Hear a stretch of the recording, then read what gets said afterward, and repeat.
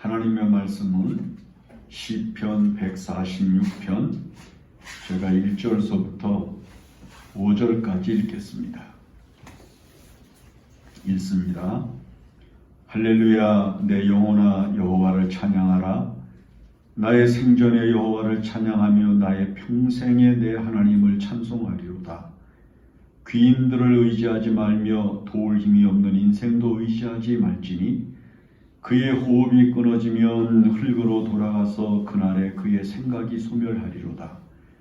야곱의 하나님을 자기의 도움으로 삼으며 여호와 자기 하나님에게 자신의 소망을 두는 자는 복이 있도다. 아멘.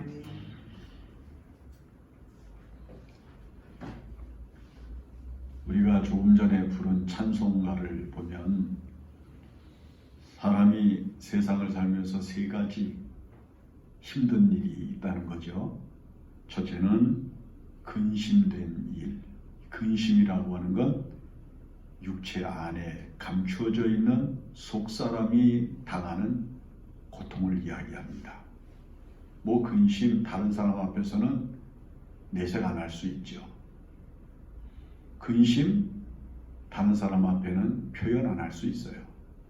예를 들어서 수넴 여인의 아들이 죽었을 때 이제 갈멜산에서 기도하고 있는 엘리사를 향해서 그 아들이 죽은 것을 침상에 누워두고 엘리사를 향해서 다름질을 해갑니다. 그때에 엘리사가 보니까 멀리 저 산 아래에 한 여인이 다름질해서 오는 것을 보는데 수넴 여인이거든요. 그래서 그의 종을 그에게 내려보냅니다. 뭐 때문에 그렇게 허겁지겁 힘들게 달려오느냐? 가서 물어봐라. 그러니까 가서 물어봤어요. 물어보니까 평안이냐? 물어보니까 평안이니이다. 평안하다. 그런데 이 여인이 엘리사가 있는 산에 올라가 가지고 엘리사의 발을 붙들고 통곡을 하면서 옵니다. 그러니까 아니 조금 전에 자기한테는 평강하다고 별일 없다고 그렇게 얘기를 했던 여인이 자기의 스승이신 엘리사의 발을 붙잡고 통곡을 하면서 오니까 놀래가지고 그 여인을 떼어내려고 했죠. 그랬더니 엘리사가 이렇게 이야기를 합니다. 가만 내버려두라. 저의 마음에 고통이 있지만 하나님께서 내게 알리지 아니하셨도다. 엘리사는 영적으로 너무 충만한 사람이었기 때문에 다른 사람의 속마음까지 다 미리 볼 수 있는 그런 은혜가 있었거든요. 근데 그 여인의 고통은 못 봤어요. 근심은 숨길 수가 있어요. 그런데 이 근심은 우리들에게서 참 평안을 뺏어갑니다. 참 평안을 주질 않아요. 그 다음에 또 한 가지는 이 세상에 곤고한 일이 많아요. 힘에 부치는 일이 많다는 말이에요. 여러분, 우리가 세상을 살면서 이 힘에 부치는 일 때문에 괴롭잖아요. 내 힘으로 해결할 수가 없어. 내 힘으로는 어떻게 처리의 방법이 생기지가 않아요. 내 힘의 한계를 뼈저리게 느끼면서 내가 이 정도밖에 안 되는구나 이렇게 생각을 하는 거예요. 곤고한 이 일은 우리들에게 뭘 주지 않는가 하면 참 쉼을 주지를 않아요. 왜? 자기를 도울 수 있는, 자기의 도움이 될 수 있는 것을 끊임없이 찾아다니면서 수고를 하지 않으면 안 되게 되어져 있거든요. 그래서 우리가 살아가는 이 세상에서 겪는 이 곤고함이라고 하는 것은 마치 뭐하고 똑같은 거 하면 성경에서는 이렇게 표현을 해요. 뜨거운 띠약볕 아래 광야에 피어있는 나무, 작은 나무들이나 풀들이 쭉쭉 늘어져 있는 상태. 이걸 곤고함이라고 그래요. 더 이상 어떤 소망이 보이질 않아요. 살 길이 보이지를 않아요. 도대체 돌파할 수 있는 방법이 보이지가 않아요. 저 사막에 있는 그 나무나 풀 같은 게 말이에요. 어떤 좀 다른 그늘이 있는 것이 있으면은, 발이 있으면은 가겠는데, 여러분, 풀이 움직입니까? 나무가 움직일 수 있습니까? 꼼짝 못하고 그 뙤약볕 아래서 지치고 힘든 시간을 보내야만 합니다. 쉼이 없어요. 그 다음에 또 한 가지는 뭐냐면 이 세상은 우리가 죄로부터 벗어나지 못하기 때문에 그 죄 때문에 항상 죽음을 의식하면서 사는 거죠. 예수님이 이 세상에 오신 목적이 다른 거 아니에요. 저희 백성을 자기 죄에서 구원할 자이심이라 라고 말씀하신 대로 예수 그리스도가 이 세상에 오신 목적은 죄 때문에 죽어야 할 인생을 구원하시고 그들에게 참된 자유를 주시기 위해서 이 세상에 오신 거죠. 그러므로 우리가 이 세상을 살면은 근심으로부터 그 다음에 곤고함으로부터 죄악으로부터 못 벗어나는 거예요. 그럼 이 세상을 살면서 벗어날 수 없는 이것들로부터 어떻게 벗어나야만 되는가? 여러분 한문으로 사람을 표시할 때 인자를 쓰잖아요. 막대기 두 개가 이렇게 비스듬히 큰 게 서 있고 작은 게 딱 붙이고 있는, 아무리 커도요 받쳐주는 작은 것이 없으면 큰 것이 서 있을 수가 없어요. 아무리 커도 작은 것이 받쳐주는 도움을 얻어서야 온전하게 설 수 있다고 하는 거예요. 사람은 이 세상을 살면서 자기 혼자 못 산다는 거예요. 자기 혼자 못 산다는 거예요. 자기 혼자 존재할 수 없는 거예요. 사람의 가치는 바로 자기의 도움이 되는 그 어떤 것에 의해서 자기 정체성이 만들어지고 자기의 능력이 발휘되고 자기의 삶의 의미가 생겨나게 되는 겁니다. 여러분, 태어나면서부터 어린아이는 부모의 도움을 받습니다. 자라가면서 스승의 도움을 받습니다. 친구의 도움도 받습니다. 살아가면서 자기의 선배나 자기보다 높은 사람들의 도움을 받으면서 이 세상에서 계속해서 진보하고 계속해서 발전하면서 자기의 삶과 자기의 인생을 더 크고 더 높게 세워져 갑니다. 이 인생은 이 세상을 살아가면서 이 도움이 없으면 안 되는 거예요. 그 사람이 도움이 없는 사람이 제일 불쌍한 거예요. 도와줄 부모가 없는 것, 도와줄 형제가 없는 것, 도와줄 친구가 없는 것, 도와줄 스승이 없는 것, 도와줄 윗사람이 없는 것, 불쌍한 일이죠. 그래서 우리가 이 세상을 살아가면서 정말로 중요한 것이 도움이라고 하는 의미를 깊이 생각을 해야 됩니다. 그런데 우리가 이 세상 사람들을 보면 자기의 도움이 될 만한 사람을 어디다가 둡니까? 자기의 도움이 될 것을 어떤 위치에 놓습니까? 자기하고 수준이 비슷한 사람에게 도움을 둡니까? 그럴 수 없어요. 왜? 도움이 안 되거든요. 자기보다 더 많이 가진 사람, 자기보다 더 많이 배운 사람, 자기보다 더 높은 위치에 있는 사람, 자기보다 더 훌륭한 가치를 지니고 있는 사람, 그에게 도움을 둬요. 그래서 이 도움을 줄 수 있는 자기보다 더 높고 크고 많은 것을 가지고 있는 사람을 이 본문에서는 귀인이라 이렇게 표현을 했어요. 귀인. 자기를 도와줄 수 있는 사람이 있어야 되는 거다. 근데 하나님은 뭐라고 말씀하시는 거 아니? 귀인들을 의지하지 말며 뭐 단호하게 얘기를 해요. 왜? 도와주되 한계가 있기 때문이다. 돕다가 그만둘 사람이다. 도와주다가 더 이상 못한다. 그렇게 이야기할 사람이다. 그렇게 이야기를 하게 되는 거죠. 그래서 우리가 이 세상을 살면서 진정한 도움을 어디에다 두고 살아야 되는가라고 하는 것을 생각을 할 때 우리는 필연적인 신앙심을 가지고 성경이 우리에게 제시하고 우리들에게 가르치고 우리에게 주고자 하는 가장 큰 메시지, 하나님께 도움을 의지하고 하나님께 도움을 호소하고 하나님의 도움으로 이 세상을 살아갈 수 있다고 하는 분명한 신앙과 믿음을 가지고 살 수 있어야 한다는 것을 이야기를 해주는 것입니다.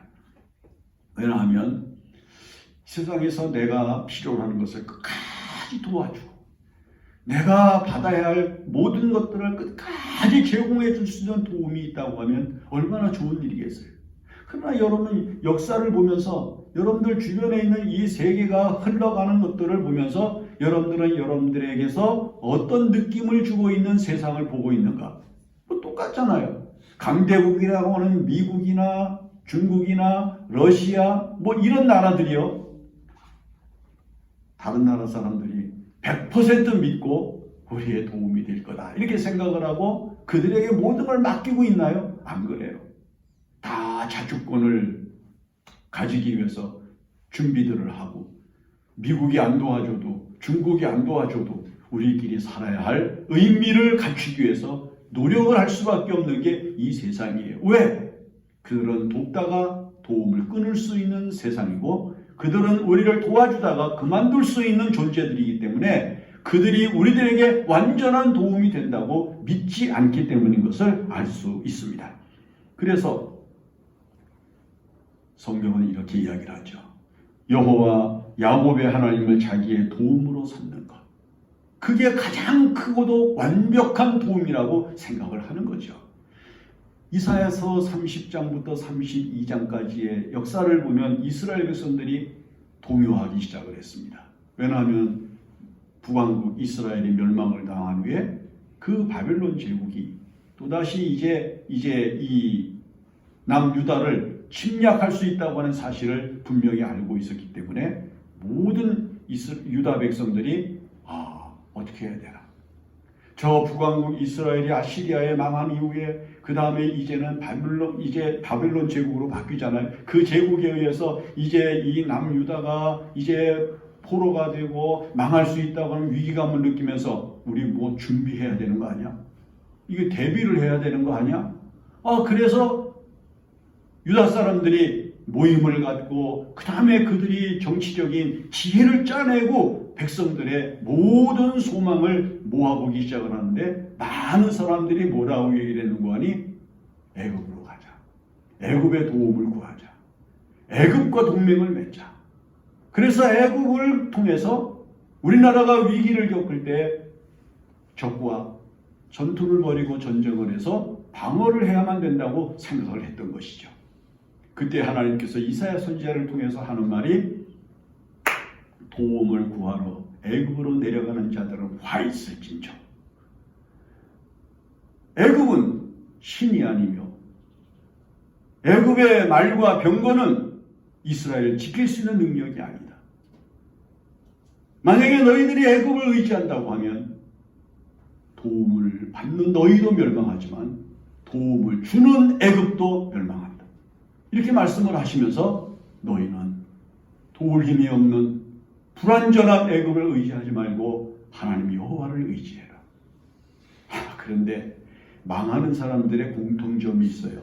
다른 말 안 듣거든요. 다른 예언의 말씀을 순종하지 않아요. 그래서 그들이 애굽을 의지했다가 멸망을 하게 되는 거죠.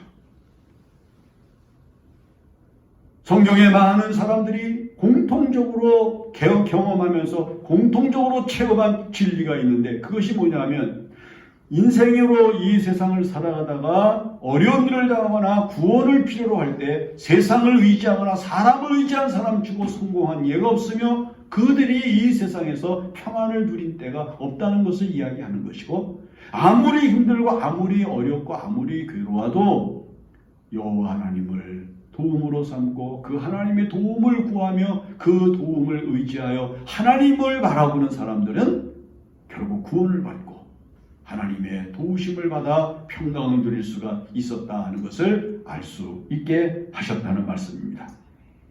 이사야 44장에서는 뭐라고 이야기를 합니까? 나는 너를 만들고 너를 모태에서부터 지어낸, 그러시면서 하나님이 하시는 말씀이 너를 도와줄 여호와라, 이렇게 말씀을 하셔요. 내가 누구냐?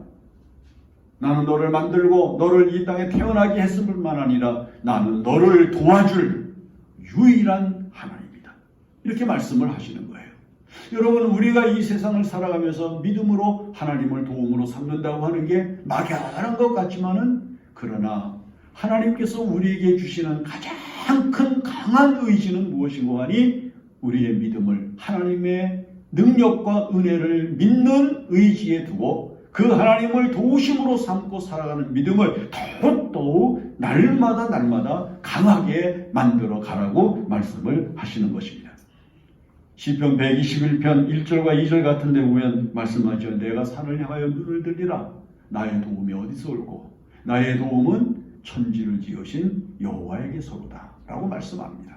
여러분, 세상을 살면서 힘든 일이 많잖아요. 맨 처음에 말씀을 드린 대로 근심스러운 일이 많고 곤고한 일이 많잖아요. 죄악된 일이 얼마나 많습니까? 여러분, 이러한 세상을 살아가면서 여러분들의 힘으로 이것들과 싸우면서 이것들로부터 벗어나기 위해서 노력할 수 없다고 하는 것을 잘 알지 않습니까? 여러분들의 주변에 그 어떤 사람이 여러분들을 근심으로부터, 여러분들을 곤고한 일로부터, 여러분들을 죄악으로부터 벗어나게 도와줄 수 있습니까? 아무도 못합니다.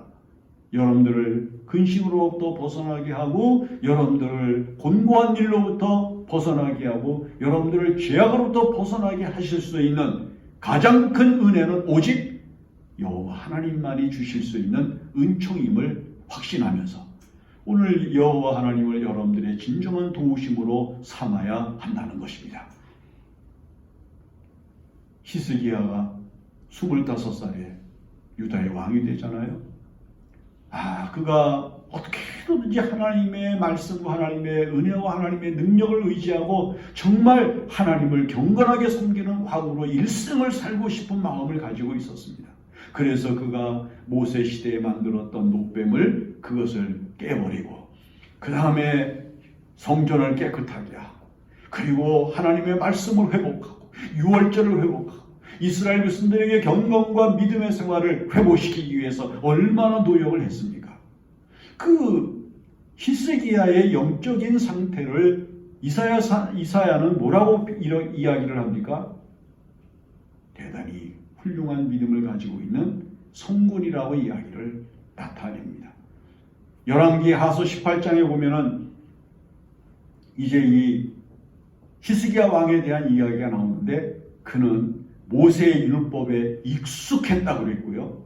그 다음에 하나님 여호와를 의지하였는데 유다 전왕과 후의 왕 가운데서도 그런 왕이 일어날 수가 없었다. 이렇게 이야기를 합니다. 그리고 그는 하나님과 연합했다. 다른 나라하고 연합한 게 아니에요. 다른 백성들과 연합한 게 아니에요. 다른 민족과 연합한 게 아니에요. 그는 하나님과 연합했습니다. 오늘 여러분들이 이 세상을 살면서 하나님과 연합하세요. 하나님과 동맹을 맺으세요. 그래서 여러분들이 어려울 때 하나님 도와주십시오 요청을 하시면 하나님께서 알았다. 내가 간다. 그리고 오지 않겠습니까? 우리의 도움은 천지를 지으신 여호와 하나님에게서부터 오는 줄 믿고 살아가야만 합니다. 우리가 읽은 이 본문의 말씀에 또 한 가지는 뭘 이야기하는 거니? 여호와 자기 하나님에게 자기의 소망을 두는 자는 복이 있다. 이렇게 말씀을 합니다. 자, 두 번째는 도움을 하나님께 두었으면 그 다음에는 소망도 하나님께 두라. 이렇게 이야기를 합니다. 소망은 뭐예요? 이루어지고 이루어져야 할 그리고 이루어지지 않으면 안 될 마음의 소원을 의미합니다. 여러분, 세상에 많은 사람들이 다 희망을 가지고 삽니다. 좋은 일, 복된 일, 행복한 일, 성공적인 일, 다 희망을 가지고 이 세상을 살아갑니다. 그러나 여러분, 자기의 희망이 이루어지는 것을 100% 보장하고 자기의 소망이 이루어지는 것을 확신하면서 살아갈 수 있습니까? 안 되면 포기해버리죠. 어쩔 수 없지 뭐. 합리화시켜버려. 그런데 여호와 하나님에게 자기 소망을 두는 자는 복이 있다고 말씀을 했습니다. 이 소망이라고 하는 말은 반드시 이루어져야만 하는, 반드시 하나님께서 결과를 주셔야만 할 영광스러운 결과를 이야기하는 것입니다. 이 세상에 희망이 아니라 이 세상에서 하나님만이 우리에게 주실 수 있는 소망을 품고 이 세상을 사는 것이 복이 있는 거예요. 왜냐하면 이 소망의 끝은 어디입니까? 하나님입니다. 하나님으로부터 우리에게 나타날 은총과 하나님으로부터 우리에게 이루어질 거룩한 은혜를 믿음으로 바라보면서 하나님께서만이 주실 수 있는 소망을 바라보면서 이 세상을 살아가는 것이 우리의 가장 큰 믿음의 가치인 것을 알아야 됩니다. 그래서 우리가 찬송을 부를 때 이 몸의 소망 무엔가 그렇게 찬송하지 않아요? 이 세상에서는 우리를 만족해 줄 수 있는, 우리를 충족시켜 줄 수 있는, 우리가 더 이상 바랄 것이 없는 소망을 줄 수 있는 것이 없습니다. 이 세상은 여전히 어지럽고 여전히 혼란스럽고 여전히 힘들고 여전히 괴롭습니다. 이 세상은 우리에게 결코 평안을 주지 않습니다. 이 세상은 결코 우리들에게 성공을 보장하지 못합니다. 이 세상은 우리가 살아가는 동안에 우리가 원하는 것을 언제든지 얻을 수 있다고 보장하지 않습니다. 그러나 여호와 하나님만이 우리의 소망이 되셔서 우리가 하나님을 믿음으로 바라보고 그분을 붙들고 그분을 의지하고 살아나가는 영적인 길에서 우리의 삶의 끝에 이루어질 거룩한 영광을 품어 안으시고 우리가 그 세계에 이르기를 바라시면서 우리를 이끌어 가시는 가운데 다 이루어졌다고 하는 거룩한 은총을 결과로 맺게 하시는 분이라고 하는 것을 알 수 있습니다. 오늘 여러분들은 이 세상을 살면서 이 두 가지를 반드시 믿고 의지해야만 합니다. 그분은 영원하시고 그분은 온전하시기 때문에 그분만이 우리에게 진정한 도움이 되시고 그분만이 우리의 진정한 소망이 되실 수 있는 유일하신 분이신 것입니다. 바로 그것을 우리들에게 열매로 주시기 위해서 예수 그리스도가 이 땅에 오셨고 그분을 믿고 그분을 의지하는 모든 사람들에게 그분은 끝없는 도움을 베푸셨고 그분은 우리에게 거룩한 소망이 우리의 마음속에서 어떤 결과를 기대하는지를 알게 하시고 반드시 이루어지게 하시는 분이시라고 하는 사실을 증거해 주셨습니다. 누가 이 세상에서 다 이루었다라고 말할 수 있겠습니까? 이 세상에 있는 사람들은, 이 세상의 귀인들은 우리들이 원하는 것을 다 이루어지지 못하고 하나님이 우리에게 주실 수 있는 모든 것들을 완성시키지 못합니다. 그러나 하나님이 우리의 소망이 되셔서 그분을 의지하고 그분을 믿고 그분을 바라보면서 믿음으로 살아가는 사람들에게는 마지막에 다 이루어진, 완성된, 완전히 성공적으로 끝난 열매로 우리들에게 응답하시는 분이시라고 하는 사실을 확신시켜 주시는 것입니다. 그러므로 오늘 이 시편 기자가 이야기하는 것 같이 꼭 두 가지를 기억을 해야 됩니다. 그분이 나의 도움이시고 그분이 나의 소망이다. 이 세상을 살아가면서 그 어떤 도움을 기대하지 말고 이 세상을 바라보면서 어떤 사람들을 쫓아다니면서 그분들을 자기의 도움으로 삼고 애타게 발걸음을 옮기며 살지 말고 이 세상에서 줄 수 없는 모든 것들을 하나님만이 주실 수 있는 유일하신 분이심을 확신하면서 여러분들의 소망을 하나님께 두고 살아가야 한다는 것입니다. 그러면 반드시 여러분들이 하나님을 찬송하고 여러분들의 평생이 하나님을 찬양하는 거룩한 기쁨으로 충만하게 될 것을 약속하셨습니다. 기도합니다. 고마우신 하나님, 우리가 이 세상을 살면서 눈을 들어 바라보는 세상을 도움으로 삼고 그리고 세상을 소망으로 삼고 살아갈 때가 많이 있었습니다. 이제 이 모든 것들을 내려놓고 이제 이 모든 것들을 버리고 이제 하나님을 도움으로 삼고 하나님 여호와를 소망으로 삼고 살아가게 하여 주시옵소서. 하나님, 우리가 연약합니다. 우리가 곤고합니다. 우리가 근심이 많습니다. 우리가 죄악이 많습니다. 누가 우리를 이 근심으로부터 곤고함으로부터 죄악으로부터 벗어나게 할 수 있겠습니까? 하나님뿐이오니 하나님은 우리의 진정한 도움이 되셔서 우리에게 참 평안을 얻게 하여 주시옵소서. 우리가 이 세상에서 무엇을 바라고 삽니까? 하나님을 소망으로 삼고 마지막 하나님의 나라에 이르는 거룩한 길을 다름질하게 하여 주시옵소서. 모든 말씀을 예수님의 이름으로 기도합니다. 아멘. 이제 우리 찬송가